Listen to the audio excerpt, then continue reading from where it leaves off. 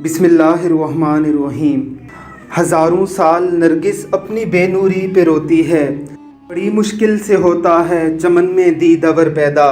اللہ رب العزت نے یہ دیدہ ور خلافت اسلامیہ کے سقوط کے بعد ترکی کو طیب اردگان کی شکل میں دیا ہے۔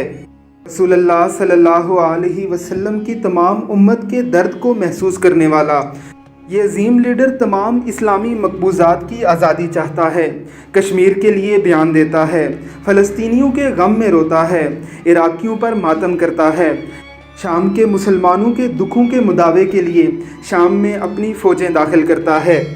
ذرا سنیے اس شعر کو، کس انداز میں اسرائیل کے صدر نیتن یاہو کو للکار رہا ہے۔ Ey Netanyahu, sen kendine gel, kendine. Sen zalimsin.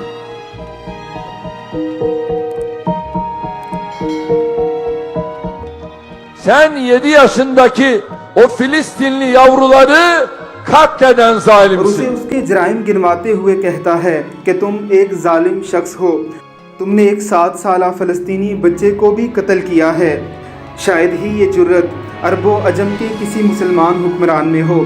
اللہ رب العزت طیب اردگان کی حفاظت فرمائے اور اس کا سایہ ہم پر تا دیر قائم رکھے، اسے خلافت اسلامیہ کے دوبارہ احیاء کے لیے کام کرنے کی توفیق عطا فرمائے اور ہمیں اس کا ساتھ دینے کی توفیق دے۔ آمین ثم آمین۔